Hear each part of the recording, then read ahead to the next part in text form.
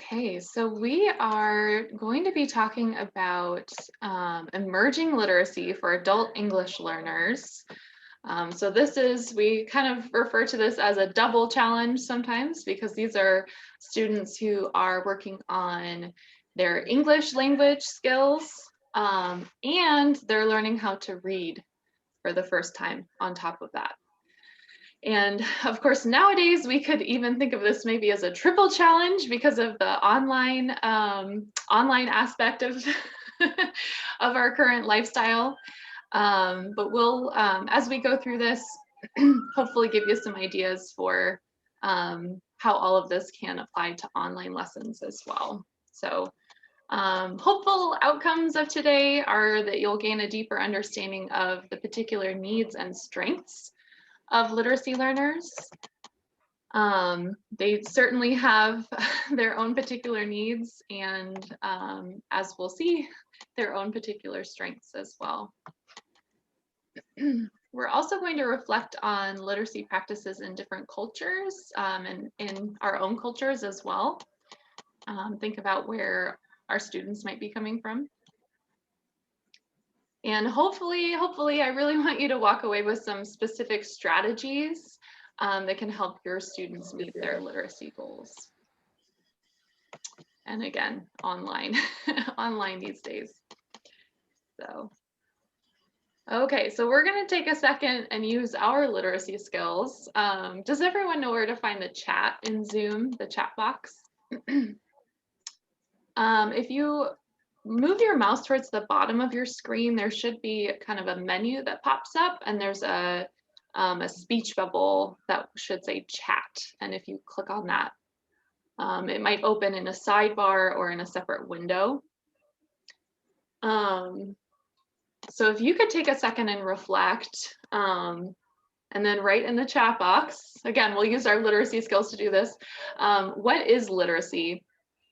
And there are many possible answers to this, so no Googling allowed. Just think about your own definition of literacy. What does that mean to you? You might have some different answers or the same answer, we'll see. And I'll just drop something in the chat so everybody can find it.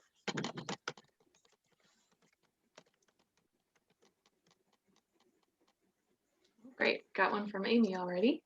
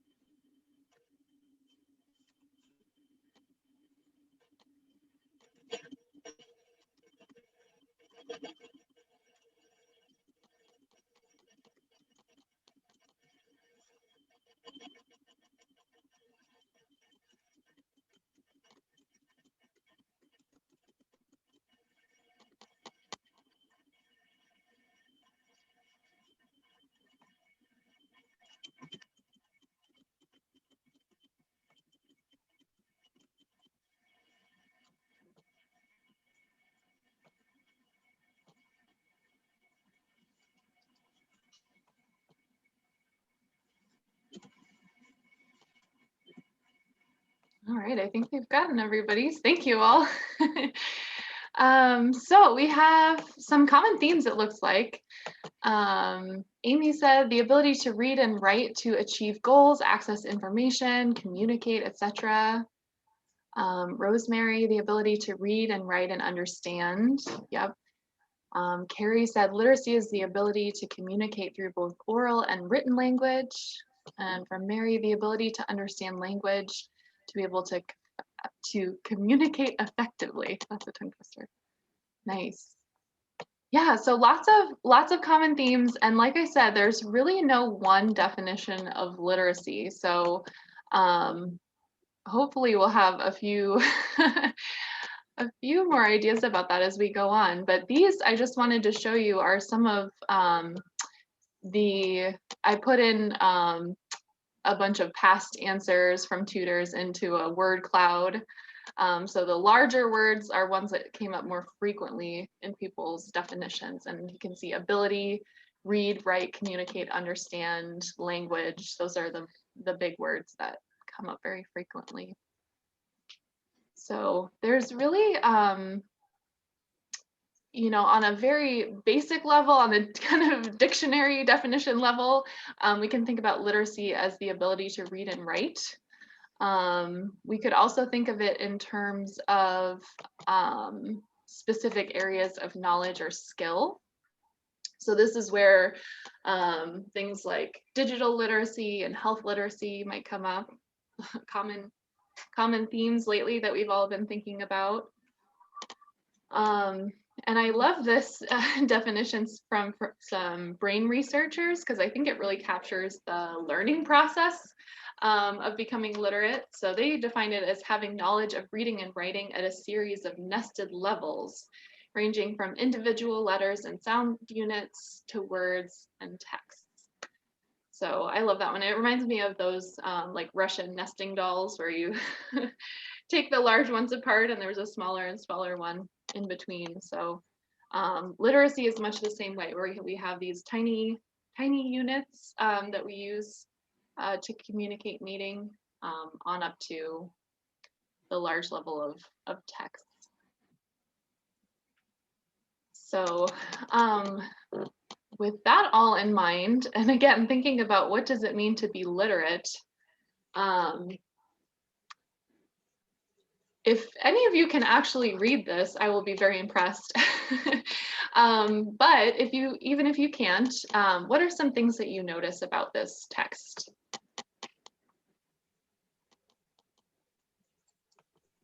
Are you wanting us to use our chat box or? Oh, yep, sorry. You can just unmute yourself and chime in. We can do this verbally. This is Arabic text, and it reads from right to left. Mm-hmm. Yeah, so the text direction. I could read it for you, but it would be very slow. Awesome.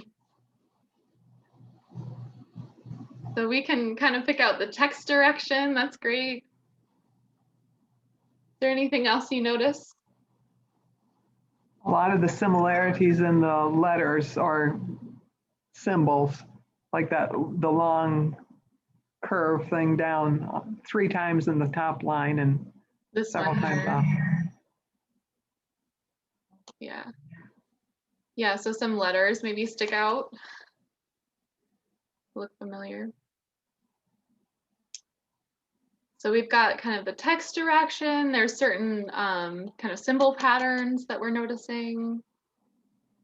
Somebody last week pointed out the font was sort of mimicking like a calligraphy or handwriting. So they thought maybe this was a poem or something. Also with kind of the indentations here, that might give a clue. And I noticed that at the end of all of these lines, there is the same letter, so maybe it rhymes. I'm not super knowledgeable about the Arabic alphabet, but yeah, it seems like those would probably, each of the lines would end in a similar sound. So there's a lot that we can see here, even if we're not literate in this form of writing, there is still a lot of our own literacy from English that we can transfer onto this. So I would make the argument that you only learn to read once at a very, very fundamental level.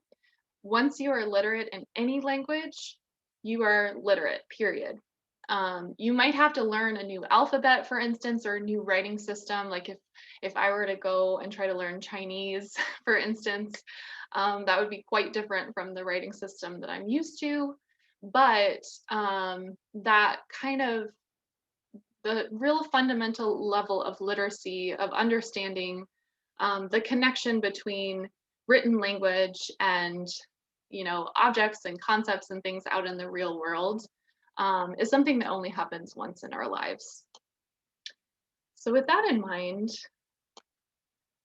Now we're going to take a second to reflect about our own literacy. So I'd like each of you to reflect for a moment on what you remember about learning to read. If you don't remember learning to read, maybe someone close to you who has learned to read and you've been a part of that. So think about who taught you, when you started learning, some strategies that were used, and any other things that come to mind. And again, you can just unmute yourself and chime in if you've got ideas. I don't think I learned my letters till I was in kindergarten. Now I think you almost have to know them before you go in. Yeah, that's a good point.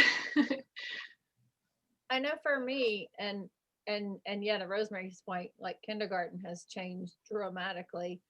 I remember even as an adult going back and visiting my mom in her kindergarten class, and they were like doing, you know, what I considered advanced math and stuff like that. And I'm looking at her going, they don't know this. She's like, yes, they do. Wow. Kindergarten has come a long way since it was just playing and writing your name. Uh-huh. Yep. But in my household, it was my mom. And for her, it was really important for her. It was a priority for us to know how to read before we went to kindergarten. Mhm. And I was at that cusp, at least where I grew up. I mean, because I know it's different state to state. But I was in some of those first, you know, few years where it became mandatory to go to kindergarten. But it was still a half day thing. But like I said, I remember, I mean, I learned a lot more at home before I went to kindergarten than what we actually were held to in kindergarten. Mm-hmm. But to your point about being literate only once, one of the most humbling experiences for me was moving to China and getting to experience what it feels like to be illiterate in Yeah, my environment. And that's a pretty amazing thing to experience.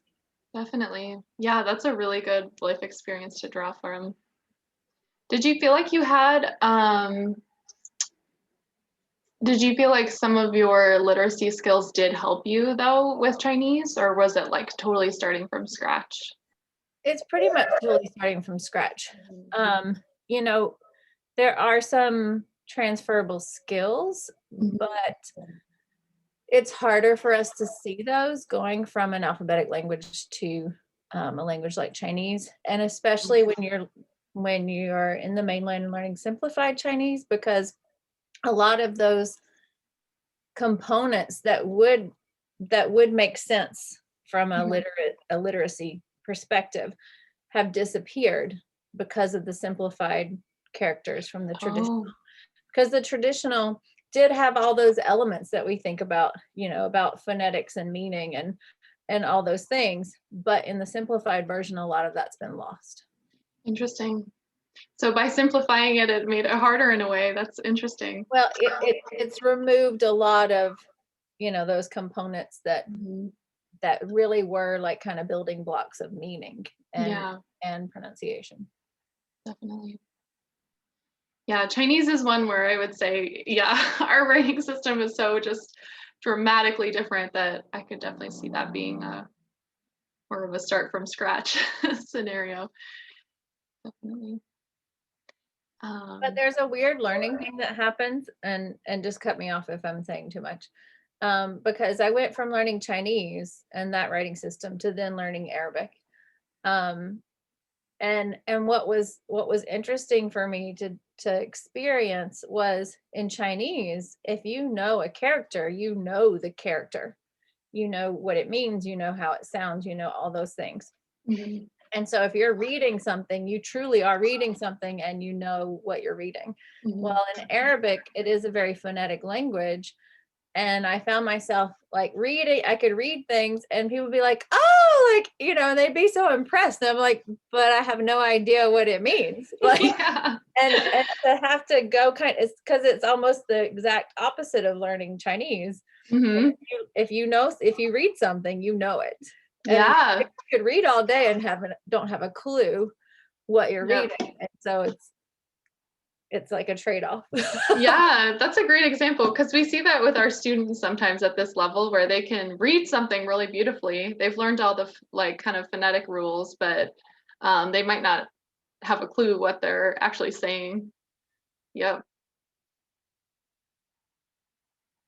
So yeah, that's great input on becoming literate in a lot of different languages. Thanks, Amy. Any other memories about learning to read from that early level? I remember our earlier points about kindergarten. I do remember learning a lot at home. I had two grandmas who were elementary school teachers and a mom who had kind of wished that she had become an elementary school teacher. So I got a lot of help with reading at home. And so when I went to kindergarten, at that point, it was definitely getting to be more rigorous, but a lot of it was just learning about how to be in school and how to like stand in a line and all of that. So I remember being a little bit antsy sometimes because I wanted to get down to reading.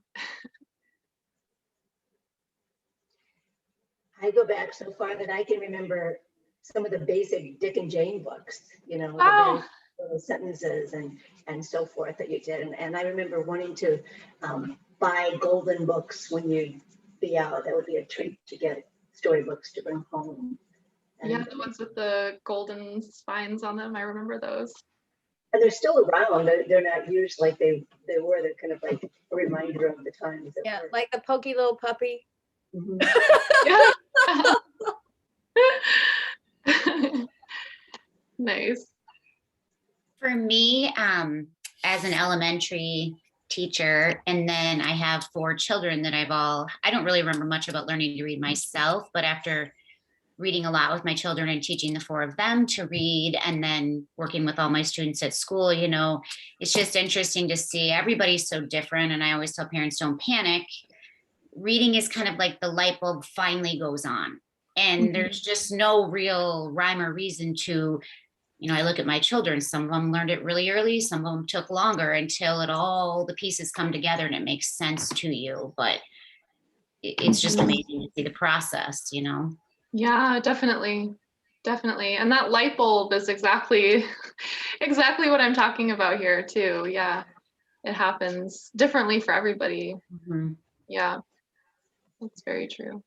Yeah, it was interesting to listen to you and Amy talk about the Chinese, because when I work with Antoinette, there are times when she can read it and then I'll say, and do you know what that is? And it's like, so then we'll look at pictures or something like that to reinforce it. And it's like she understands. But Yeah. you know, I thought when she could read it, she comprehended it. And that is sometimes the case, but not always. Yeah. And she's been a long time, you know. So. Yeah, she has been. Yep. Yeah. So Comprehension is a whole different skill. I know I got lost in that in my own childhood and going through school. It wasn't because I always read at a high level. Because like I said, my mom taught us very early, reading was really important. But nobody ever realized that my comprehension was not strong. So those kind of strategies needed a lot of support, but I never got it because I read at a high level. So I kept being pushed to like higher grade reading classes and things. And it wasn't until college that I really struggled because I was, kind of smart enough and had the strategies to work around it, but no one ever helped me. But I was always struggling with reading as far as like the comprehension and the remembering what I read and doing things with it. Mm-hmm. Yeah, that's a great point, Amy, because there's that's actually going to bring me into our next kind of points here, which is that literacy does transform how we think and how we process language very profoundly, and in ways that it's hard for us to understand since we became literate at such a young age. And this country does place a very, very high emphasis on literacy, and has really high demands for literacy from basically everyone who lives here. So we spend those first years in school learning to read. Carrie, as an elementary school teacher, you would be intimately familiar with this. So all of the skills that go into reading are really emphasized in those early years, like phonics and comprehension and all of that. But then there's a shift that happens. And at a certain point, it's expected and assumed that you know how to read. And the emphasis shifts to reading to learn.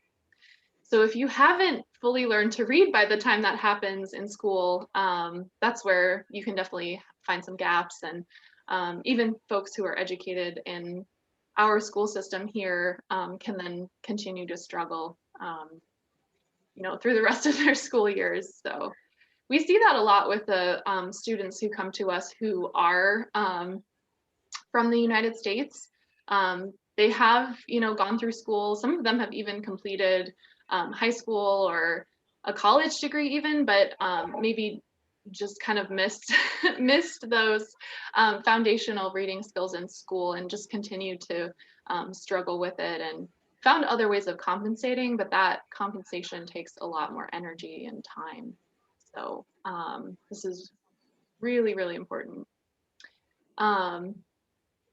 This also, this emphasis on literacy in our culture means that we are very reliant on print for a lot of things. So if you think about a lot of the ways that we convey information happen through writing.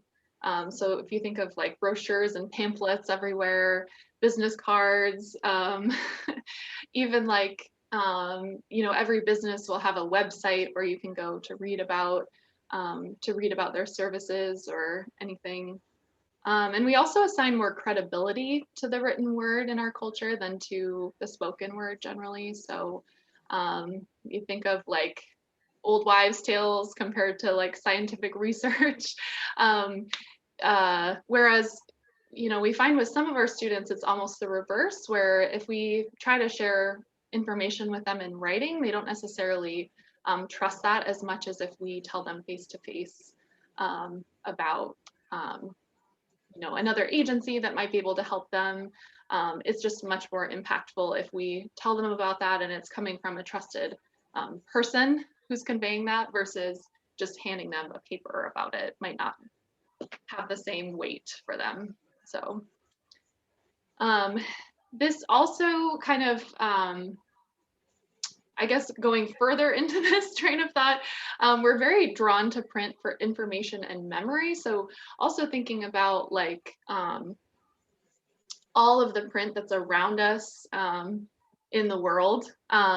Think about like road signs, address plaques, even like if you're going into like the hospital, you would find the directory where you would go and look to see, what floor you need to go to, versus, for some people, it might be more instinctual to go to the front desk and ask someone where they need to go. So it's just a different way of kind of navigating.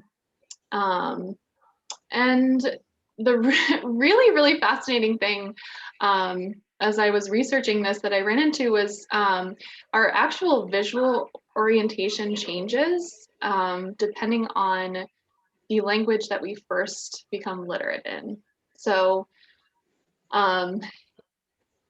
you or I think everyone here first became literate in English. So we would scan our, three-dimensional world from left to right. That kind of eye movement pattern is like, even if you think about like all the toys that we give to kids, even before they learn to read, a lot of the even toys will start to be reinforcing that kind of left to right directionality with them. And that will actually translate into how we look at the world around us. So somebody who first became literate in Arabic would have, more likely would have a left to right eye movement pattern. And people who are not yet literate in any language might have a more randomized eye movement pattern. So again, this is something like, this totally blew my mind when I read that because, we wouldn't even really think about that, but this might actually mean that someone is looking at the world around them in a different, like literally in a different way. So And the final big impact of literacy, especially literacy in childhood, that we're going to talk about throughout our training today, is confidence, and confidence in the ability to learn new things. You know, walking into an educational setting and feeling like you belong there is a really, really huge thing. And we definitely find this can be a lot more of a struggle with some of our students, either because this is a new experience, this is their first time, and it's very vulnerable to do, you know, to try something new. Or potentially if they had gone to school and it maybe was a negative experience for them, or they hadn't, you know, attained the level of literacy that they desire, then maybe it could even be kind of a negative experience. So that confidence is really key. And this even just extends into, like, you know, just the experience of learning a lot of new things in a formal kind of setting throughout your life, and feeling like if you want to learn something new, that you have a blueprint for how to go about that. So obviously, all of our students have been learning throughout their lives, whether they've gone to school or not, but we're talking here in that kind of a formal learning context. So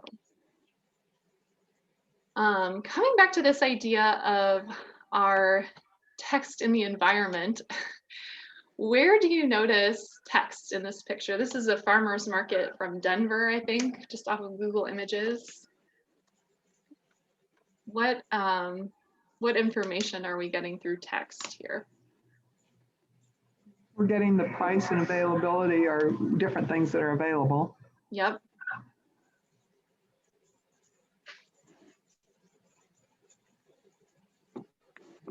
Yeah, so it's kind of hard to see, but we've got, yeah, this board here has all the prices, like you said, Rosemary, and the produce available. And then she also has, I don't know if you can see this on your screen, but she's got all of her stuff labeled and priced as well on this one. You can see where it's coming from: Potter Highlands Produce and Heirloom Gardens. Yep. Yeah, and I love this one too, because she's got her website on there, so you could probably go read about it somewhere else. Yeah. And how about in this classroom? Where do you notice text here?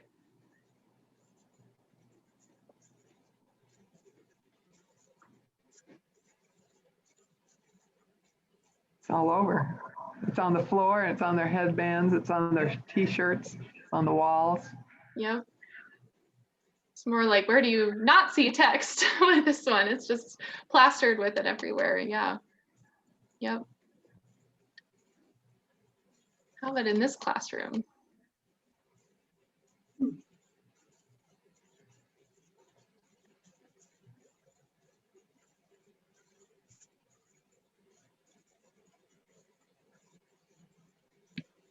Obviously, they must be writing it in their notebooks, but as far as being something they can all see together.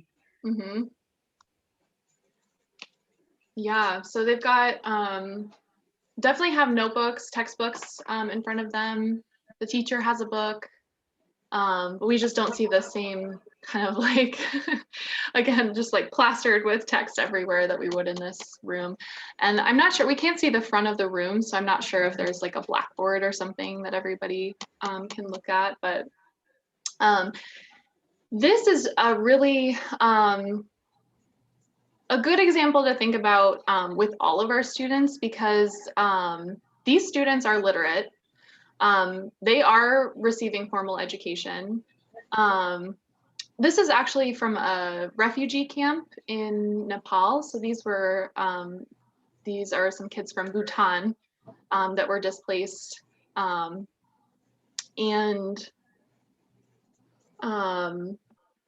There were some, yeah, very long-standing refugee camps in Nepal, you know, people staying there for 20, 30 years, waiting to be settled into a third country. So I have heard from a lot of different students over the years about, you know, even if they had formal schooling, maybe just the resources were not what we would expect here necessarily. So I had a student when I used to teach out at Kirkwood who would say, you know, I grew up in a refugee camp and the teacher was our textbook. We didn't have money for textbooks. You know, she taught us to read, but ultimately she was the textbook. So that's just something to keep in mind with any student you're working with, that even if they are literate in their native language and English, they might just have a different relationship to it than again you or I would necessarily. So all of these kids are probably in the habit, or at least being encouraged to have the habit of looking up around them for information. So you can see all of these kind of anchor charts on the wall, like the days of the week, you know, colors and things. So if they're working on an activity in class and they forget a word, they hopefully can look up here to find it. But these kids wouldn't necessarily have that instinct. So this is, again, something we'll talk about a little bit later, but just kind of reinforcing that that is something that's somewhat expected in this country, that you will be looking around you for textual information. So now how about this classroom? This is in Haiti. What do you notice here?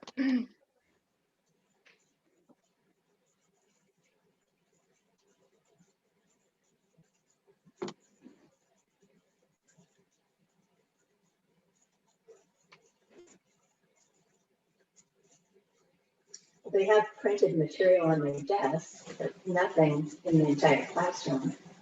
Mm-hmm. Yeah, the walls are pretty quiet in this room compared to the, again, kind of the shouting walls of our American classroom. Yep. Yep. And this is, from what I understand, which was confirmed by a tutor who attended this training before and had experience teaching a little bit in Haiti. Their school system is very, very orally based. So again, these children are becoming literate. They're receiving formal education, but this particular school system is uses a lot of like singing and chants to build memory, versus, you know, I remember like a lot of flashcards when I was a kid, lots of just different memory tools. So again, even if your student did have formal education, they might just have different strategies for memorization than you or I would. I think of Sesame Street. I mean, conjunction, unction, what's your Yeah. function? I mean, Yep. some of those Absolutely. just stay with you. It does, yeah.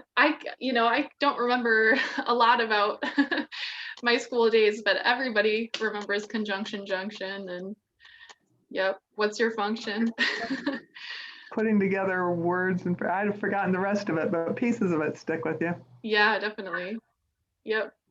So with any of your students, if you find that they are more kind of orally oriented, definitely feel free to bring in different teaching strategies with them too. That just might be more familiar or more effective. You can use your creativity and make up like rhymes with them or something. Could be a fun activity. They look like they're clapping. I know we've got our grammar raps in the side-by-side books. If you've used those, are not the most well-loved of activities, but they're actually really great for those, for, you know, the kind of rhythm and memory is really, really helpful with those. You know, Go ahead, Mary. I was gonna say, they look so attentive and their eyes are, and so, Yep. you know, maybe it's like they're craving learning, they're trying to get it in. They're not distracted at all. Yeah. Other than by whoever took the picture, you can see some of them are looking at the camera and others are looking. But the focus is pretty intense. Look at Mhm. it. Yeah, it's rare to see a room full of kids that are all focused on the same thing, definitely. Yeah, yeah, that's a good point.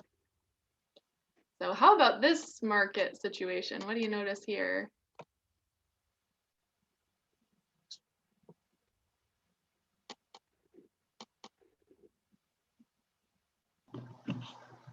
Well, there's a sign of some sort on the wall back on the left, but I don't even know if it would have letters on it or if it's just symbols.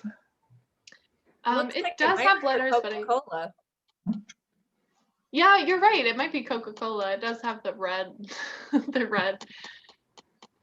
I'm not able to quite make out what that is, but there is text there. You see any price tags or product labels anywhere? Nope. Yeah. So in this situation, you'd probably have to walk up and talk to someone to find out how much it would cost.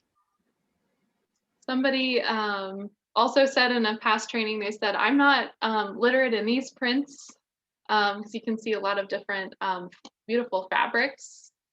Here, all the different people have different fabrics.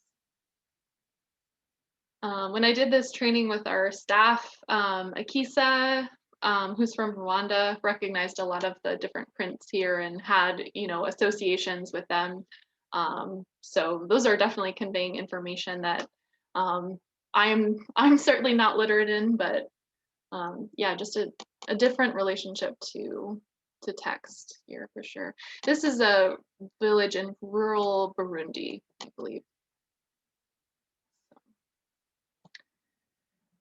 So all of this is just to demonstrate that different relationship to print, whether our students are coming from a literate society or if they really, this is their first journey into literacy.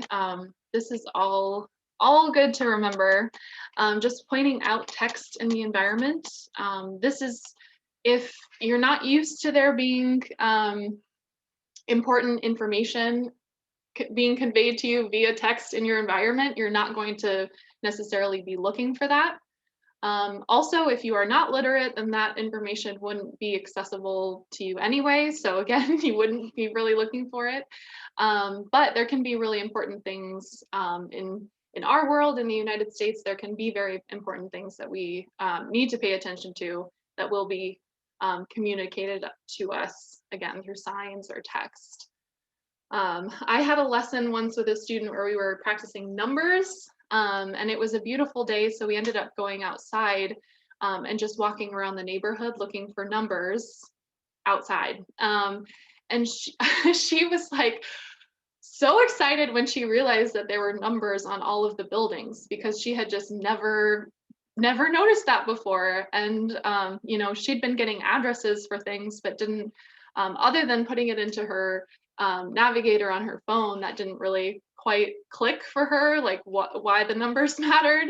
But once she saw the number on the outside of the CMC building, it was just like this light bulb, like her eyes got really big, and she suddenly saw numbers everywhere. So Katie made a really good point that a lot of people don't realize that they haven't spent a great amount of time in other cultural environments, that even in countries, that we would consider to be very advanced countries and whatever, they don't use addresses like we do. yeah. And you don't, because you're not getting, personal mail to your home and those kinds of things. So all of their directions about where people live even are like, turn by this building and go this way and then count this many whatever. And so they just don't have addresses. I've lived in multiple places now where people didn't have addresses, and you might not even know the name of the street that you're actually on. Because it's just not set up in the same kind of system. And so that's a really important kind of literacy point to make. And I also used to do these units called linguistic landscape in China. And I admittedly haven't paid that much attention in Cedar Rapids to know if this would matter or have any reason to point out. But I know when my Chinese students, and these are college students who've been taking English, for years and years, at this point since third grade at that time. But when I sent them out into the city to gather these examples of their linguistic landscape, and looking for English in their landscape and saying, why is this there? And I found that most of them thought that anything that they saw that was alphabetic was in English.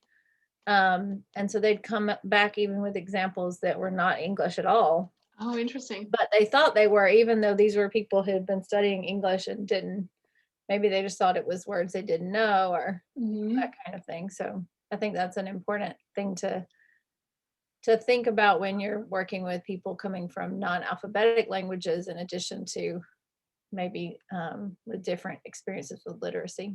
Yeah, yeah, that's a great point. Thanks for sharing that. Yeah, and I love that example with the addresses too. That's really yeah, something that we take for granted. We're just so used to addresses that yeah, that might be a completely new way of organizing it for students. Yeah, so it also makes it really hard for immigrants and those people to learn addresses and to know what order they're supposed to remember them in and that kind of stuff.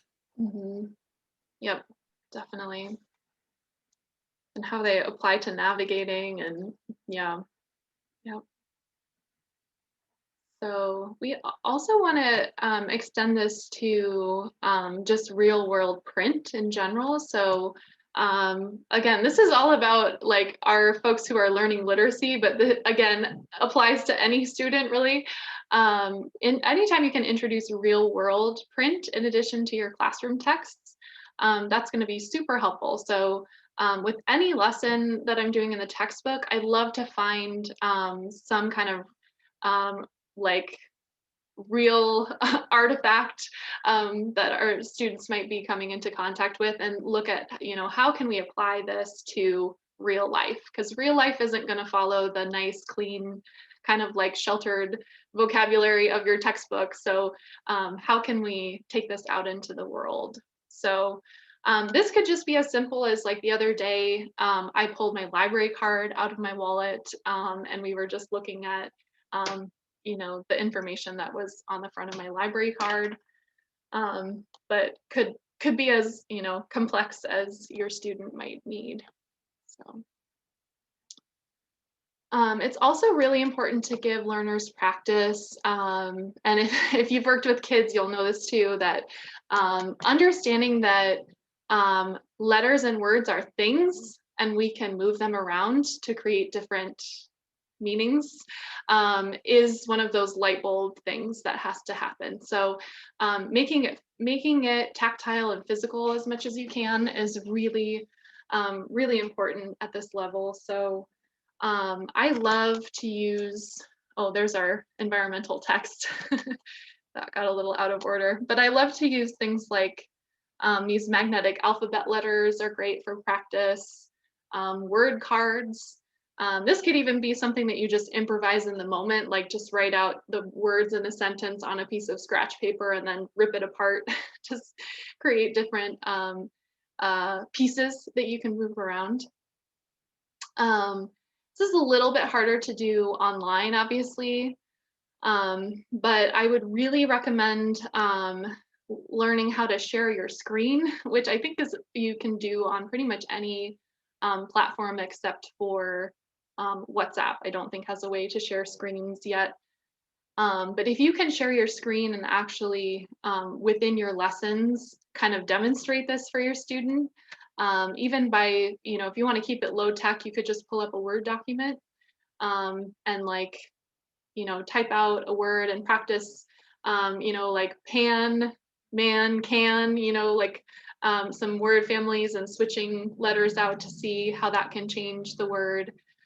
You could also, sometimes it's fun to find images of letters, and that way you can actually like drag them around with your mouse in front of your student. There are also some websites too out there.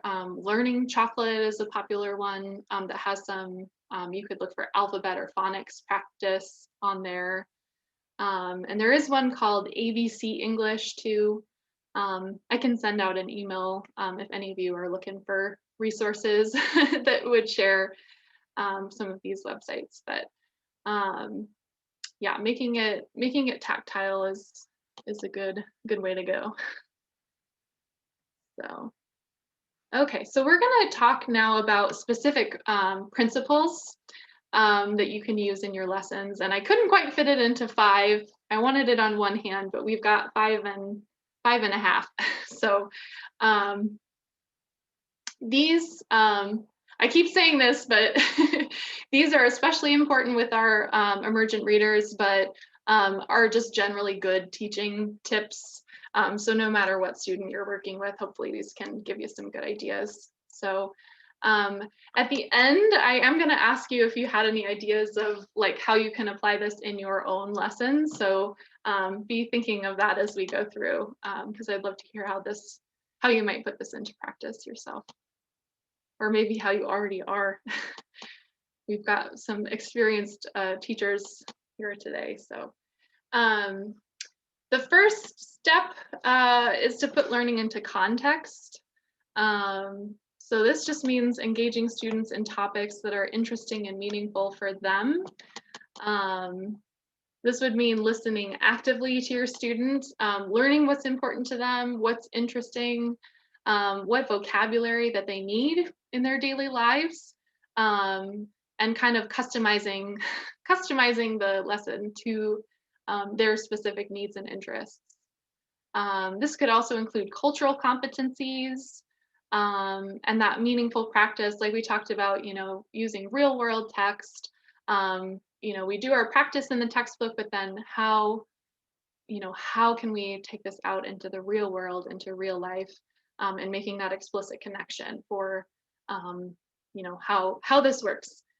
I love when I hear tutors giving kind of like real world homework assignments to their student. That always just completely delights me. So we had a tutor a while back who sent his student had been a farmer in Sudan, I think, and was really just kind of missing that connection to the land and to agriculture that he had there. So his tutor gave him the homework assignment this week. Instead of the grocery store, I want you to go to the farmer's market, and I want you to talk to 2 of the farmers at the farmer's market, get your produce there, and then report back to me about how that went. So looking for those kind of like, real world homework assignments is really awesome for this. So, and all of this really comes back to establishing rapport with your student, because that relationship is really setting the foundation for learning. There's all kinds of research about how being comfortable and relaxed really has a huge impact on your ability to learn and retain new information. So really setting that groundwork with your student of getting to know them on that personal level, finding out why they're here, is really going to really help them. So specific ways that you could do this in a lesson would be just introducing the topic. I see sometimes tutors are really tempted to just like dive right into the textbook. I know we only have 1 hour, so we've got to like get right down to business. But just taking a minute to introduce the topic and say, today we're going to read a story about a pet store, for instance. Do you know what a pet is? So generating some interest and enthusiasm from your student. Again, if they don't know what a pet is, this is one I've run into a lot with. The Law books are not known for being the most relatable of the books that we have available. There is a story in there about a pet store, and that's, as a concept, doesn't always connect with some of our students. So in that particular case, I was working with a student who, again, had been a farmer in Bhutan in his younger days. So he didn't necessarily relate to the idea of a pet, but he had worked with animals a lot in his life. So we just talked about animals and, some of the animals that he had on his farm, and animals that he's noticed here in the US, and just like, drawing out that topic before we start to do any like text work. So this gives you a chance to pull out key vocabulary before reading. this is a huge thing with English learners, is that we want to make sure that we don't get into that case that we've mentioned of a student reading the story phonetically beautifully, but not understanding anything that they've read. We can avoid that by taking this time to set the context, introduce the topic, pull a vocabulary out ahead of time, and pre-teach the vocabulary. So we want to make sure that they understand what they're reading when we do eventually get to that point. So before ever doing anything in the textbook, I would take a fair amount of time to lay this groundwork, to talk to my student about it. Depending on their verbal abilities in English, this may be a little bit more difficult. They might not necessarily be conversational yet, but you can definitely use, anytime you've got props is great if you have like things around you from your environment that you can show them. You could also have them join in the show and tell and kind of, you know, I show you a pen and then you find one in your house. You can also use color photos are great if you don't have the actual objects.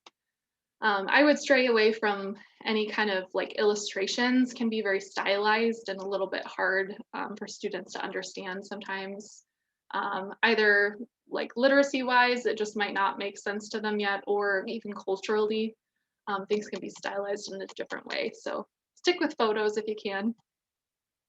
And we would look for patterns together. So this is another part of that context. So instead of just telling my student, you know, in English, sometimes the letter A says ah.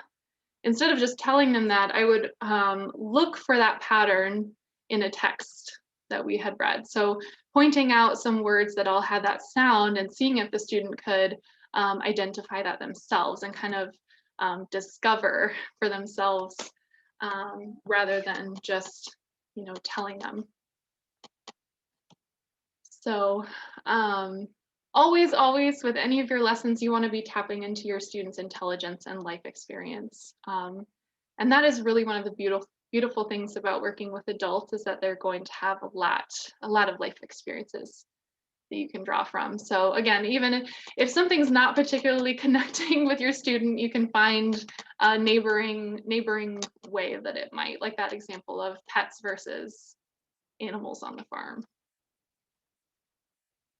So another principle for us is to go up and down the ladder. So we can think about reading or language instruction in terms of top down or bottom up. So this is kind of like big picture versus details. So if we're doing top down instruction, we're going to start with the meaning, like setting the context, like we talked about, and then moving into the text. Versus with bottom up, it's kind of going from the other direction. We're going to be diving into the text and maybe building up meaning out of the text. And it's good to do both. It's good to do both. I would come back to a text maybe 5 or 6 times and read it over a bunch of different times with my student and have a different, one of these different approaches each time.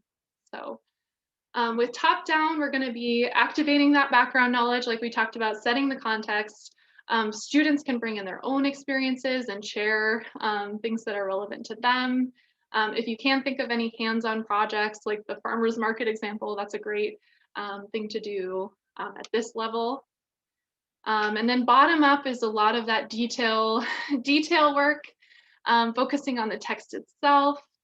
Decoding or sounding out skills is going to be a big one here with our beginners. Looking at patterns of sounds and syllables, word families and rhymes once you get to that point. And this does mean teaching reading strategies explicitly. So I know with our education system, kind of the pendulum, the trends can swing really far to one side or the other, but it's good if we can find a balance between both.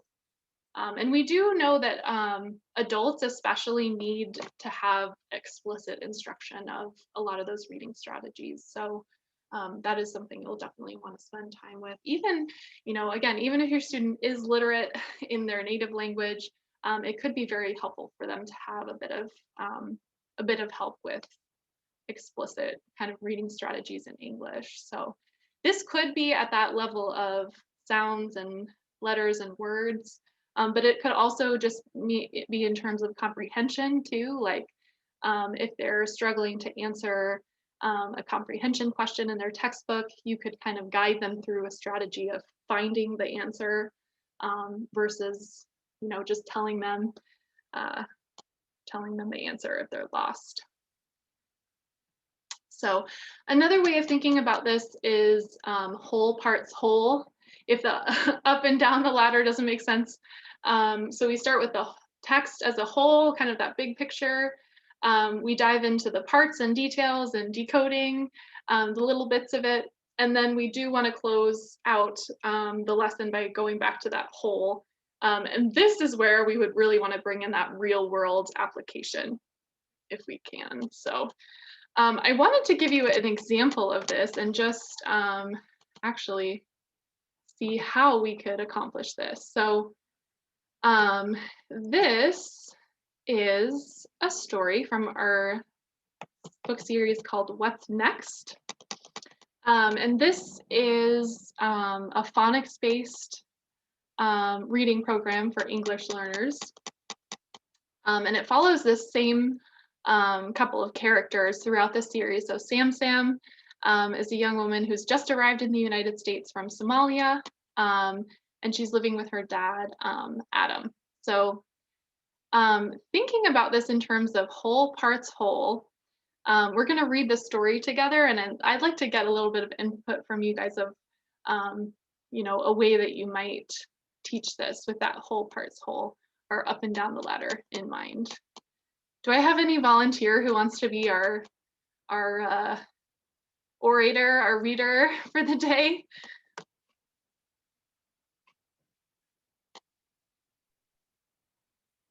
Oh, I'll read. Thanks, Amy. So we just start with that first one? Yep. Sam and Adam don't like their apartment. It is in a nice location, but it has many problems. Sam is cooking rice, but the stove is broken. Adam is washing dishes, but the pipes are leaking. At night, they hear mice running in the walls. They told their landlord about the problems a while ago. They are tired of waiting for him. Maybe they will write a letter of complaint.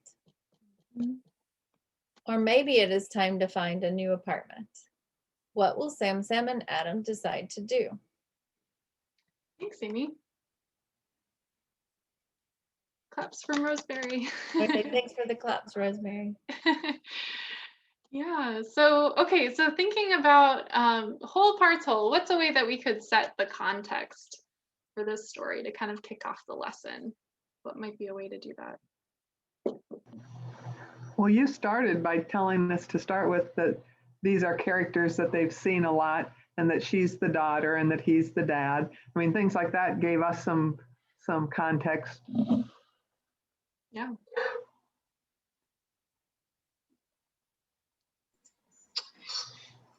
We could ask if they live in an apartment and, you know, what they are, where do they live? You know, what is their living arrangement like? And do they ever have any concerns? Yeah. Yeah, that'd be a great kind of like bringing in their experiences and background knowledge into this, definitely. Yeah. What are some of the parts or that bottom up kind of explicit reading skills that we could practice with this story? Anything, were there any patterns you noticed? Looking at the pictures first. Yep, definitely. Well, you see the long I, the I space E. I'm sure that's something that we should be looking for. Yeah, this, Like the word like. yep, this book is great because they do, with every story, they'll have a certain sound that you're focusing on to practice, and they'll tell you right here what it is. So I think every sentence in this story will have that. Like, nice. Like, nice. Yep. Yeah, so that would be a good one to have them notice. Rice. Rice, pipes. Pipes. Yep. Definitely. This particular book doesn't put too much emphasis on grammar, but that's another thing you could maybe notice. Like a lot of these are in the simple present, and just kind of noticing those for verb forms, just an idea. And how about our coming back to the whole again, or how could we apply this then to our students' real lives?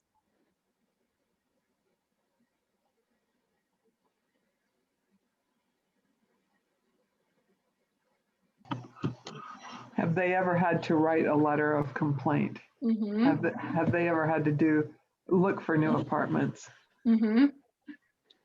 Absolutely. Yeah, and this one, it does have a little sample in this last second to last picture here, but that would be maybe a real world text you could bring in would be apartment listings. Yep. Yeah. I haven't necessarily read through a lease with a student, but even talking about the idea of a lease too, it isn't explicitly mentioned in this story, but they're kind of dancing around like, what are the responsibilities of the landlord versus the tenant? So just, yeah, thinking about thinking about anything that might have come up in your earlier conversations with your student. Either culturally or English-wise, that you could address in a more hands-on way later on in the lesson. So great, good ideas, everybody. So we're gonna hop back over here. I think you've all done this before. So our third principle is gonna be to mix it up. And this applies to just our activities that we're doing in our lesson, and we'll talk about with online how this can look too. So assume that students will learn differently. This is really clear. I think every single person learns differently, and we have to be kind of attuned to the students in front of us and what's working for them and what's not. But at this level, I would say don't be taking anything for granted. Like notice the assumptions that you have within yourself and realize that those may or may not apply to your students. So we've talked about a lot of those examples with written versus oral culture, and how that can affect the way that we approach the world around us. A lot of this is going to come into our learning as well. So repeating activities, reusing, recycling is super important. Again, with all teaching, this is really important, but especially at this level. Yeah, like I mentioned before, I will read through the same story 5 or 6 times with a student before we would move on ultimately, and just make sure that it's really solid. And there's just so many different ways of looking at it too. So again, just reading it for meaning, looking at the pictures, reading for specific vocabulary to notice, any of those phonics or grammar patterns that we were going to look at. There's just so many different ways to approach the same thing. So, and again, embracing those oral traditions. So for a lot of our students, learning is very cooperative. It's more informal than we might expect.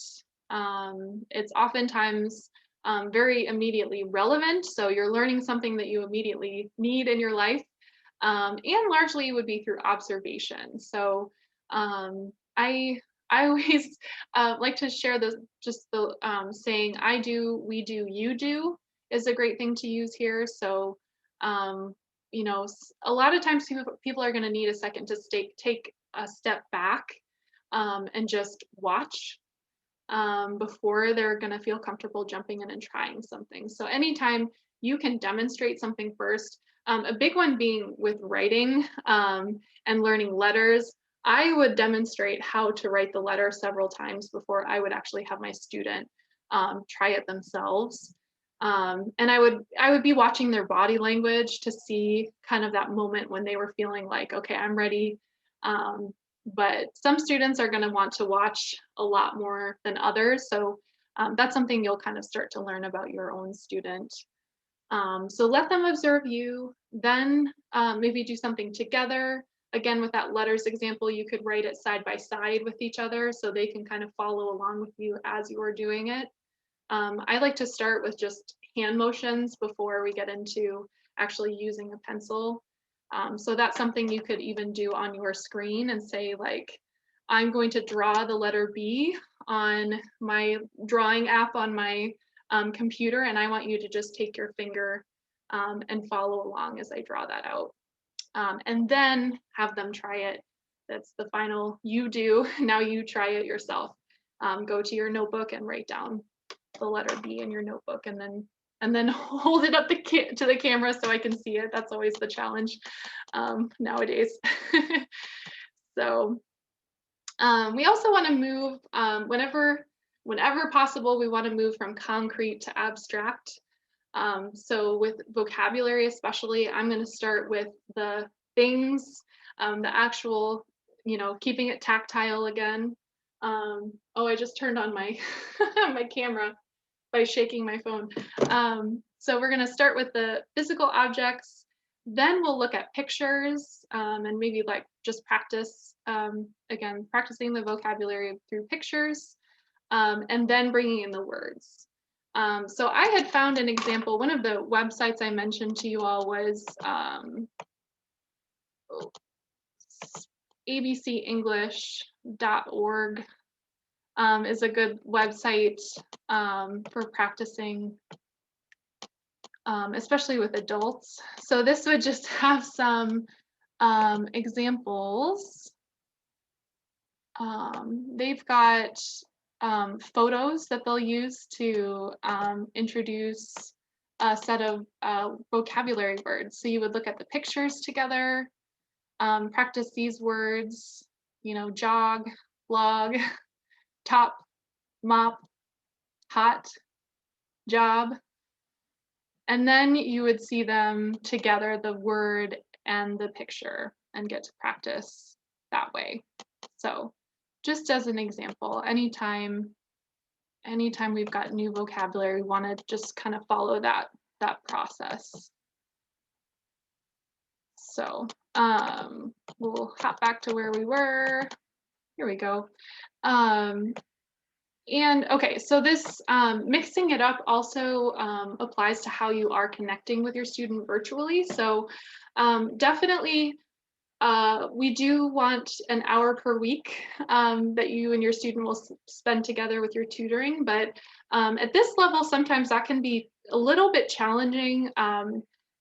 It can get tiring for some students to be working for that period of time, especially online. So I would encourage you, if that 1 hour format isn't working for you, do feel free to chunk that out into 2 30-minute lessons with your student, for instance, if that would work better for you or for them.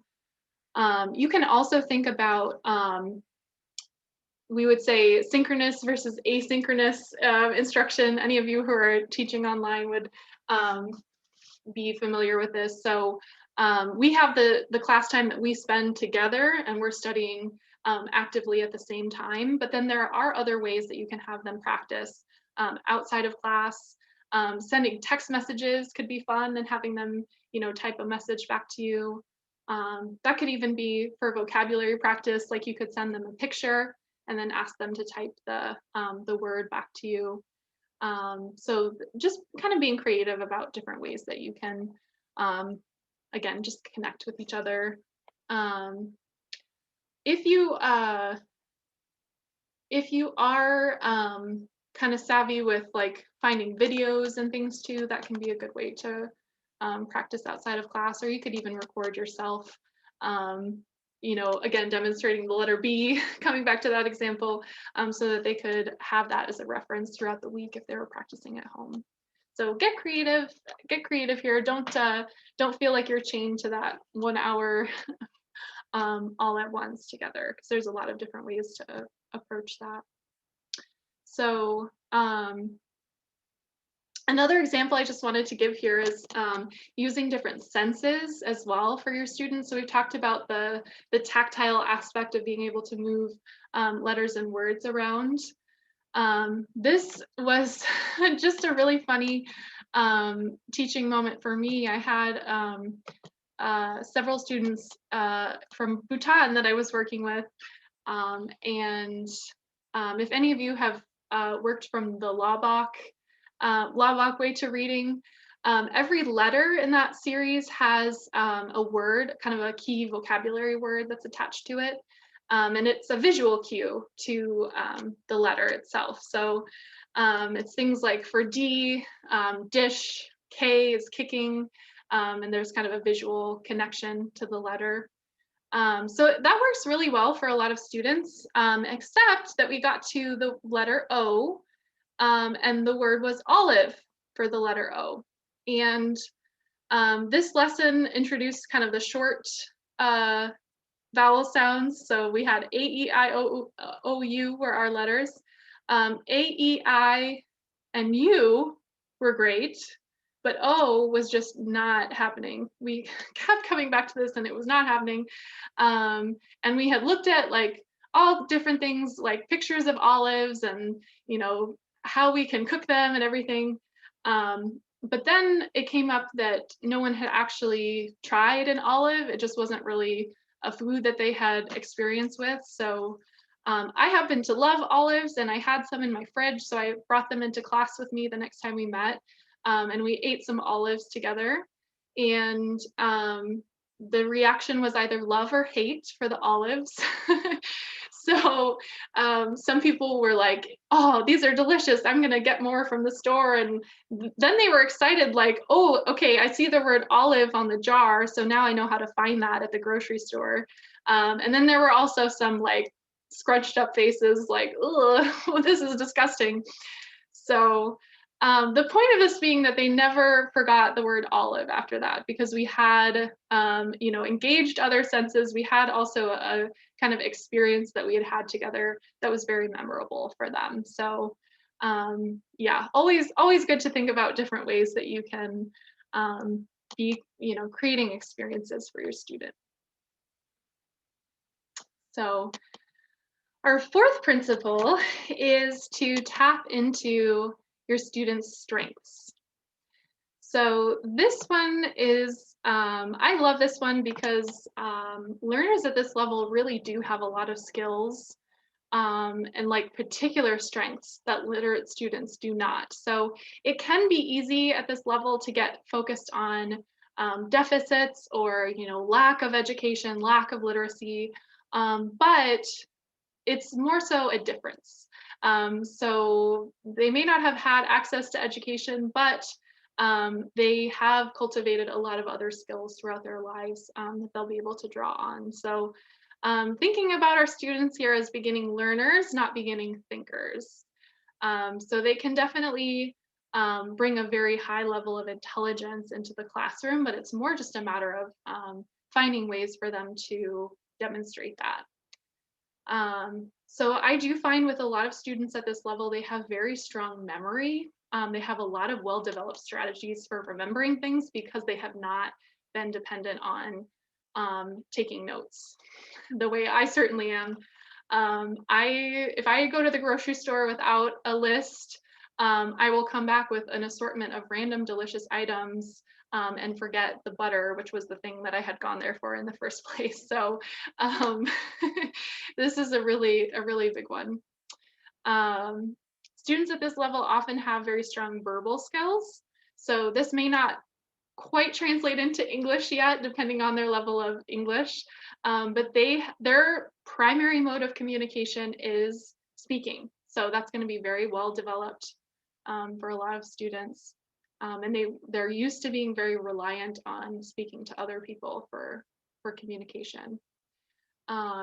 It does come into language learning in being very, I would say, like absorbing language. So being less analytical about it. So we can think about this as language acquisition versus language learning, kind of absorbing versus intellectualizing.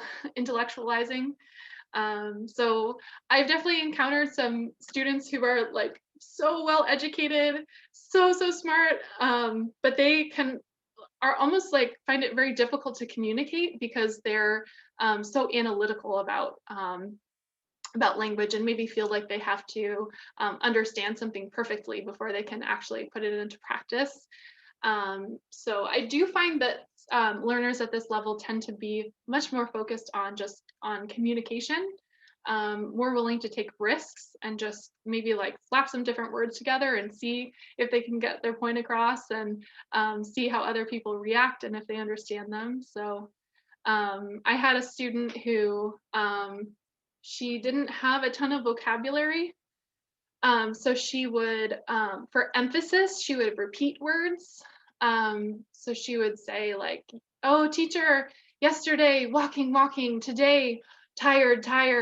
And so that was just kind of an example of, she didn't necessarily know how to express that in English, but she had a way of getting her point across. So there's a lot of really interesting communication that I often hear from learners at this level. So they also will generally have professional expertise in a specific trade that you can draw from and even learn about from them. So some big ones being farming, sewing, cooking. I had a student who was an auto body painter and knew all about painting cars and motorcycles and things. So find out what their professional background is, and definitely use that in your lessons if you can connect to it. So, okay, so our principle number 5, this is something that we have talked about a bit already, but nurturing learners' confidence. And oh, my E got caught off there, so you got the point. So school is going to be a fairly new experience for a lot of students, or potentially had been a negative one if your student had gone through school but didn't become fully literate.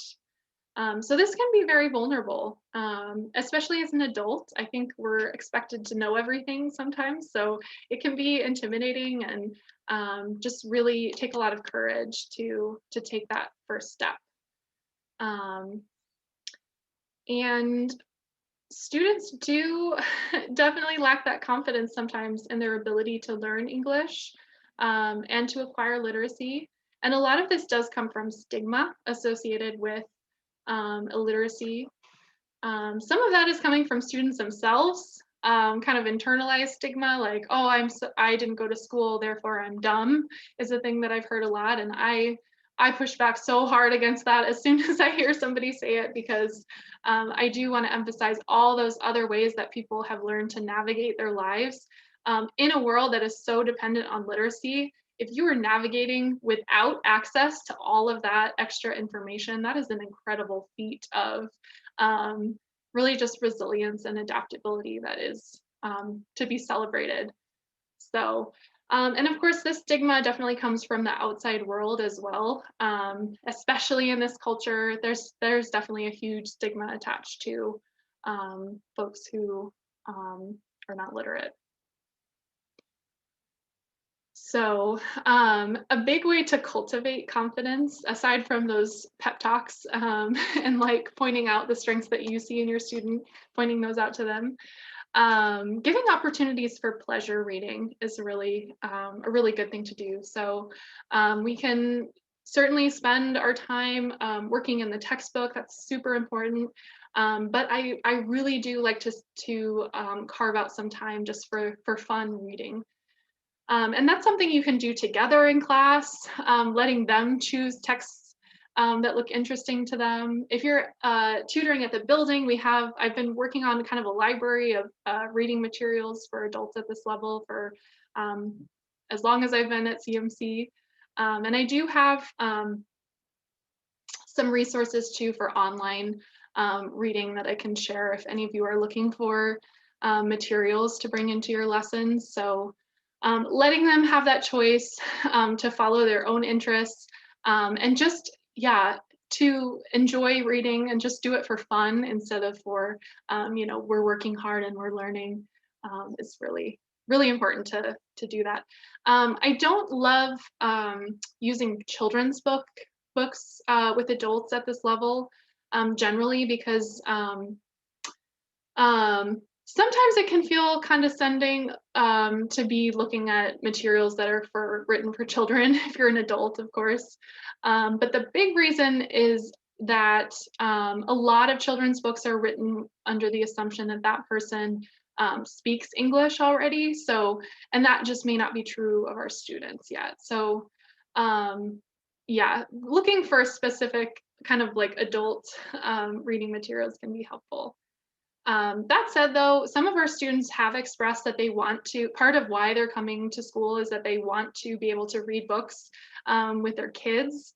That actually is a fairly common goal. So in that case, I would say, like, go ahead, look for books that you can practice together, and then maybe they can take home and read with their family. That's certainly a great activity if that's their specific goal. So, and taking plenty of time to practice new skills. So just doing every page in the book doesn't mean that your student has learned that concept. So that repeat, reuse, recycle, coming back over things over and over again.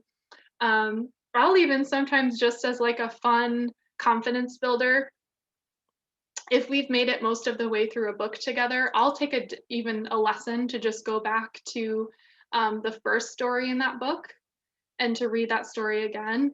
And students are amazed often at, like, whoa, this is super easy for me now. I remember how hard it was, but like now it's no problem. And it just is a way of kind of demonstrating to them the progress that they've made. You can also save like scratch paper of their handwriting or something and kind of show them later how they've improved. That's a really fun thing to do. So I typically, my breakdown of an hour with a student is I would really only spend about 20 minutes of that lesson on new material typically. The rest of the time we're going to be reviewing, revisiting past lessons, and just, yeah, reinforcing, especially if you're only meeting once a week. It might even be only 15 minutes on new material, because a week is a long time and they might have forgotten a lot of their last lesson in the meantime. So our kind of principle 5.5 that is certainly related to number 5, that's slightly different, is to help learners adapt to school, and in parentheses here, online school. So again, this is a new experience, so we are going to need to teach those school skills explicitly to them. So, when I was in kindergarten, that was all about just learning how to do school, even more so than reading yet. So that is something that we're going to have to work on with our students too, and not to take for granted. So establishing routines for all of your lessons, kind of having the same structure for every lesson can be helpful so that they know what to expect. Teaching organizational skills, like, keeping your papers in a folder, how to use a notebook, and learning strategies too. So like, if you don't know something, what are some ways that you can find that information? Either, to find the answer to this question in your textbook, how can we look for that and find that? Or, if you need the phone number for your doctor or something, how can we ultimately go find that information, on your phone, for instance? So do take the time to introduce technology skills as needed. Much like with our tutors, we see with our students too, the level of comfort with technology is quite varied. So we have some students who are like super savvy with their phones. We've got some people who will use their phone to like translate a document and then have it read the document to them in their language, which is awesome if they're able to do that. And then we also have folks who are like very new to technology and kind of maybe at that suspicious and an uncomfortable phase. So do take the time for this. And I really like to emphasize that this is not taking away from your lesson. Like if you end up spending a half hour trying to figure out how to get Zoom to work together, that time was worth it because that was something that they didn't know how to do. So yeah, I know it can be frustrating, and you know, the explicit reason why we're here is to work on literacy skills or English together. But you know, this technology is very important, especially right now, and it will be important to you know, have your lessons run smoothly in the future. So worth it to take the time at the beginning. And just to realize that may be something that you have to kind of incorporate a little bit of practice for that into your lessons as well, and maybe for yourself. So it's also good to think about just the physical demands here too. So especially if you're going to be writing, thinking about like all the little muscles in your hand need time to develop if that's new for you. So notice, just pay attention to like how long you're having your student write at a time, or their body language too. Like if you notice their hand is cramping up or something, you might switch to a different activity. Sitting can also be difficult. You know, we've got a lot of back problems out there in the world, so that can be hard on you to be sitting in a chair for a long time. So getting up and moving, taking a walk around, you know, to look for words around you can be a good way to break that up. And also just making sure that your student is able to see and hear the lesson, because these are often things that are picked up in school. I remember having lots of hearing tests in my early school days, but if someone hadn't gone to school, they wouldn't necessarily have had access to that kind of testing to find out if their hearing or vision was as sharp as it can be. So that's something to maybe ask your students about, and also just be observant of that. And if they are having any challenges with their vision or hearing, you can definitely talk to a staff member, and we can give you some ideas for how to approach that, or even to talk to the student to see if we can connect them with some resources for hearing aids or glasses if that's what they need. So that is all of my principles today. So I can send an email to all of you that just has kind of summarizes these principles for your lesson. And if any of you are looking for specific resources, definitely respond to that email and let me know, because I can send you some websites or things you might use together. So your exit ticket for today's lesson, we're going to, I'd like to look at this one here especially. So what is one thing you'll put into practice right away with your student? I'm going to stop sharing my screen so we can all see each other.